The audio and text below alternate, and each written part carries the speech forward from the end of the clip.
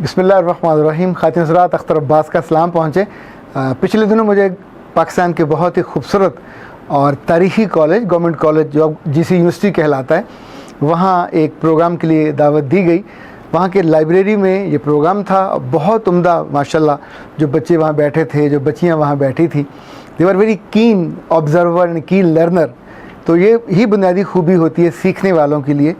जब मैं उनसे बात कर रहा था तो मुझे अब्दुल वहीद साहब याद आए। वहीद साहब बहुत साल गवर्नमेंट कॉलेज के चीफ लाइब्रेरियन रहे। ये ऐसे शानदार और उम्दा इंसान थे कि पंजाब यूनिवर्सिटी के वाइस चांसलर जनरल अरशद इनको वहाँ से डॉक्टर आफ्ताब से उधार पंजाब यूनिवर्सिटी लेके आए। और उस ज़माने में जब तसव्वुर भी नहीं किया जा सकता, इनको 50,000 रुपये तनख्वाह, तब ग्रेड 17-18 की तनख्वाहें बहुत होता था, तो ये 20-22 हज़ार के करीब होती थी। इनको स्पेशल वो स्केल पे, ग्रेड पे लेके आए। जो डेपुटेशन पे यहाँ वो रहे, उन्होंने यहाँ भी बहुत उम्दा काम किया। तो एक रोज़ हुआ ये कि मैं इनके वहाँ मेहमान था। गवर्नमेंट कॉलेज की लाइब्रेरी में हम बैठे थे, तो उन्होंने कहा कि हमारे यहाँ एक पूरा नई बिल्डिंग बनी है और जिसमें इतनी किताबें हैं और ऐसा है और वैसा। जब ये पूरा उसका नक्शा खींच रहे थे तो ऐसे लग रहा था जैसे कोई मुसव्वर अपनी बनाई तस्वीर को उसकी डिटेलिंग बता रहा हो।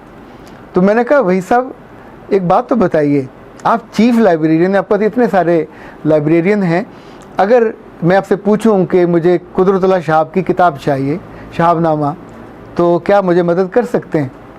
तो उन्होंने कहा हाँ। कमरा नंबर 4, अलमारी नंबर 7 और उसकी जो 9वीं रो है उसमें 6ठी किताब है ये। अच्छा, जिस लम्हे उन्होंने कहा, मैंने कागज़ लिया, फटाफट लिखा। मैंने कहा चलें दिखाइए। अब उठे। खातिन हज़रात, I was amazed and surprised. हम ऐन उस जगह पहुँचे, वही अलमारी, वही लेन और उसी नंबर पे वो किताब पड़ी हुई थी। तो मैंने हैरत से कहा कि ये क्या? तो उन्होंने कहा, शुक्र है किसी बच्चे ने उठा के इधर उधर नहीं रख दी। इसलिए हम कहते होते हैं कि किताबें अलमारियों में न डालें, टेबल पे रहने दें, ताकि हमारा स्टाफ उठा के एग्जैक्ट उस जगह पे रखेगा। अच्छा, जिस चीज़ को आज मैं आपसे शेयर करने वाला हूँ वो है हाउ टू ऑर्गेनाइज लाइफ। हम अपनी ज़िंदगी को ऑर्गेनाइज क्यों करें और जब नहीं करते तो क्या होता है। This was the organisation of books. आप सोचिए कि एक आदमी, उसके पूरे जहन में है नक्शा कि मेरे कितने कमरे हैं, कितनी किताबें, कितनी लाख किताबें हैं। उनकी बैग पे नंबर लिखे जाते हैं और उन नंबरों का फिर उन्होंने मुझे बताया कि ये सेक्शन का नंबर है, ये ज़ुबान का नंबर है, ये उस सेगमेंट का नंबर है, हिस्ट्री है, ऑटोबायोग्राफ़ी है, अफसाना है, और ये फिर उस अलमारी का और जहाँ पे ये चीज़ पहुँची है वहाँ का। अब एक तो ये सूरत है, कितनी उम्दा लगी आपको सुन के भी अच्छा लगा होगा। इसी तौर पे जो कॉरपोरेट की दुनिया है, जहाँ बहुत बड़े बड़े इदारे और लाखों में चीज़ें होती हैं, वहाँ ISO का असूल या ISO का पूरा निज़ाम है जो सिखाया जाता है। और उसका मतलब ये होता है कि हर चीज़ पे लिखा जाएगा कि ये जो कैंची है ये कहाँ पड़ी हुई है, और जो कटर है वो कहाँ पे है, फलां पुर्जा कहाँ पे है। तो जहाँ जहाँ दीवारों के साथ लगे होंगे वहाँ उनके बोर्ड भी लगे होंगे, ताकि अगर वो अफसर ना रहे, अगर वो कोऑर्डिनेटर ना रहे, तो जिसको चाहिए वो वहाँ जाए और वहाँ से वो चीज़ मिल जाए। जहाँ बहुत ज़्यादा पुर्जे होते हैं, जहाँ बहुत ज़्यादा मैन्युफैक्चरिंग की चीज़ें होती हैं, वहाँ ये इतनी कीमती चीज़ होती है कि बहुत सारा वक्त ज़ाया होने से, बहुत नुकसान होने से बच जाता है। और जो अदारे ISO नहीं होते, ज़ाहिर उनको फिर सीखना होता है। इसका भी पूरा एक सिस्टम सेटअप होता है। ये भी ऑर्गेनाइजेशन ऑफ इंस्ट्रूमेंट्स है जो ऑर्गेनाइजिंग द सिस्टम कि आप एक बड़ा अदारा लेके चलते हैं। मेरे पास कुछ बच्चियाँ ऐसी आईं दुखी रूहें बन के कि जिन्होंने कहा कि शादी के बाद हमसे ज़िंदगी ऑर्गेनाइज नहीं होती। हमसे ना अपने कपड़े ऑर्गेनाइज होते हैं, ना हमसे मियाँ के कपड़े, मियाँ की चीज़ें वो ऑर्गेनाइज होती हैं। इवन घर में 4 सब्ज़ियाँ ज़्यादा आ जाएँ तो हमको ये पता नहीं चलता कि कहाँ रखें और कहाँ ना रखें, और किसी ऐसी जगह रख दें जहाँ वो सारी गल जाएं और बाद में ज़ाहिर है वो डांट उस पर अलग पड़ती है। इसी तौर पे अचानक कोई चीज़ ढूंढनी हो तो नहीं मिलती। तो मैंने उन्हें हंसते हुए कहा कि आप तो अब मुझसे मिलने आए हो। मैंने एक दफ़ा अपनी वाइफ से पूछा कि तुम अपनी चीज़ें कैसे ऑर्गेनाइज़ करती हो। लाइक मेरी वाइफ चूँकि स्कार्फ़ लेती है, दुपट्टा लेती है, तो उसके पास दुपट्टों की, स्कार्फ़ की बहुत लंबी रेंज है। आप सोचें हर सूट के साथ वो 2-2 3-3 होते हैं, तो अगर वो सूटों के साथ घुल मिल जाएं, कहीं आगे पीछे हो जाएं, गुम हो जाएं, तो फिर वो कहाँ से ढूंढा जाए। तो उसने कहा कि ये देखिए मैंने इनके अलग से एनवेलप बनाए हुए हैं, ये स्कार्फ्स के हैं, और जब ये धुल के आते हैं प्रेस होते तो मैं इनको रोल करती हूँ और उसमें डाल के, ये उनका खाना है, यहाँ सिर्फ मेरे स्कार्फ पड़े। ये मेरे दुपट्टों का खाना है, दुपट्टों को मैं सूटों के साथ नहीं लटकाती। इसी तौर पे जो शूज़ हैं नॉर्मल पहनने के, वो शू रैक पे हैं, लाइक उसमें 3-4 खाने उसके हैं। जो शूज़ शादी ब्याह पे पहनने के हैं या तकरीबात के हैं, वो डिब्बों में ही हैं, वो अलग जगहों पे रखे हुए हैं। कुछ बेड के नीचे तरतीब से होंगे, कुछ अलमारी के ऊपर तरतीब से होंगे। सो जब आपको ज़रूरत पड़ेगी वो चीज़ें वहाँ से मिल जाएंगी। इसी तौर पे हमारे घर में एक जो खाना है पूरा, वो छोटी बड़ी मेडिसिन का है। बच्चों की मेडिसिन हो जो एक दफ़ा आई, जब वो एक्सपायर होने वाली उन्हें फेंक दिया जाता है, लेकिन बाकी अद्वियात वहाँ अपने नामों के साथ मौजूद रहती हैं।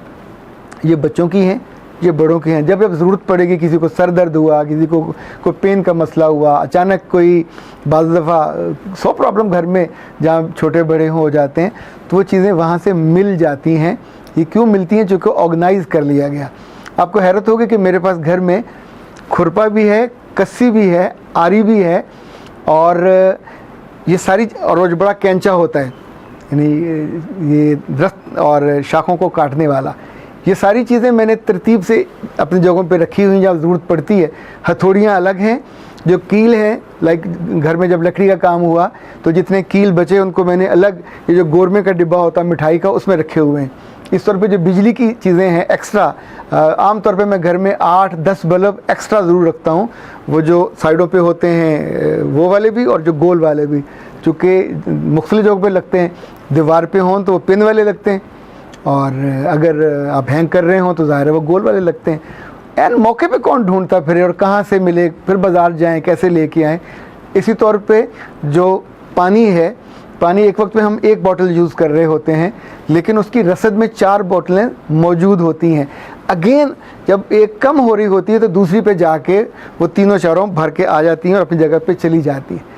ज़िंदगी में याद रखिएगा, आपके घर की कामयाबी और आपकी अपनी ज़िंदगी की खूबसूरती सलीके से, ऑर्गेनाइजिंग चीज़ से, आपके वाशरूम में साबुन चाहिए और साबुन नहीं है तो क्या बाज़ार जाएंगे ख़रीदने के लिए? जो मस्ट हैव आपके पास रेंज होनी चाहिए जहाँ पता हो यहाँ साबुन ये मेरा है, ये आपकी अहलिया का है, ये बच्चों का, चूँकि सब अलग अलग ब्रांड के इस्तेमाल करते हैं। इसी तौर पे आपका सर्फ़ है, सर्फ़ हम वो पूरी उसकी बोरी लेके आते हैं, और इस तौर पे जो सुइयाँ हैं मशीन में डालने वाली, वो भी हम पूरा उसका जो छोटा तोड़ा कहते हैं उसको, जो बोरी कहते हैं, वो लेके आते हैं। तो एक जगह पड़ी होती वहाँ से ले लेके, पर हम वो अपनी मेड को नहीं दिखाते वो जगह, क्योंकि वो बेरहम होती हैं बुनियादी तौर पे, तो उनको 1-1 किलो निकाल के अलग दे दी, वो अलग डिब्बे में रखा हुआ। चीज़ें ऑर्गेनाइज रहती हैं। लाइक मेरे टेबल पे जब कोई डस्टिंग माई करने आए तो मेरे 2 दिन बर्बाद हो जाते हैं। जो चीज़ें, जो किताबें, जो कागज़ मैंने अपनी मर्ज़ी के रखे होते हैं, अब आपको हैरत होगी कि मेरे टेबल के दोनों साइडों पे 10-10, 12-12 किलो वो कागज़ हैं कि जो इन माइयों के हाथों बेतरतीब हुए और दोबारा मुझे देखने की फुर्सत नहीं मिली। उसमें बहुत बहुत कीमती मुसव्वदे हैं मेरी नई किताबों के, कुछ लोगों की चीज़ें हैं, कुछ अपने ज़ाहिर आपके इंपॉर्टेंट डॉक्यूमेंट्स होते हैं। चीज़ें ऑर्गेनाइज़ करना सीखें। ये किसी कॉलेज में, यूनिवर्सिटी में नहीं सिखाया जाता। लाइक आप वाशरूम से निकलते हैं तो वाशरूम से निकलने से पहले, आप लड़का हो या लड़की हो, बड़े हो या बड़ी हो, आपको वाइपर फेर के आना चाहिए। आपके बाद जो जाएगा उसे लगेगा कि कोई सलीकामंद, ऑर्गेनाइज करने वाला ज़िंदगी को गुजर के गया है। कोई भैंस नहा के नहीं गई। देखो भैंस नहाएगी तो साबुन दीवारों पे भी होगा, वो जो साबुन पे भी झाग आई हुई होगी, या आपके बाल लगे हुए होंगे, तो साबुन को हल्का सा वाइप कर दीजिए। इसी तौर पे लाइक आप देखें, मैं कभी मस्जिद जाता हूँ और मस्जिद के वाशरूम सबसे गंदे होते हैं, तो बैठने के बाद जो पहला ख्याल मेरे दिल में आता है कि मैं पानी बहा देता हूँ, जो मिट्टी पर मेरी आँखों को अगली लग रही है, डर्टी लग रही है, वो दूसरे को भी तो लगेगी, पर दूसरा उसको फील नहीं करता, तो वो डर्ट और डस्ट और गंदगी बढ़ती जाती है। इसी तौर पे आपके घर में किताबें हों, कपड़े हों, जूते हों, मैं तो कहता हूँ ख्यालात हों, इनको भी तरतीब से रखें। जो फेंकने वाले हैं उनको फेंक दें डस्टबिन में या कहीं दूर, और जो नहीं फेंकने वाले उनको संभाल के रख लें। मोहब्बतें सेंध के रखने वाली होती हैं, तरजीह में आगे रखने वाली हैं। पीछे चली जाएं तो आपकी ज़िंदगी बेबरकत और बेरूह हो जाती है। इसी तौर पे जब जब आप शादी से पहले चीज़ें सीख लेते हैं तो शादी के बाद बहुत आसानी होती है कि आप एक सलीकामंद और ख़ूबसूरत खातून कहलाती हैं। और इसी तौर पे शौहर भी फोहड़ नहीं कहलाता कि कख नहीं पता स्वय बोलने, डांटने के और अपनी मतलब बरारी करने के। मेरा रब आपको ज़िंदगियाँ खूबसूरत बनाने की, हिकमत अमली बनाने की और अच्छी ज़िंदगी जीने की तौफीक भी दे और उसका हुनर भी दे। अख्तर अब्बास को इजाज़त दीजिए।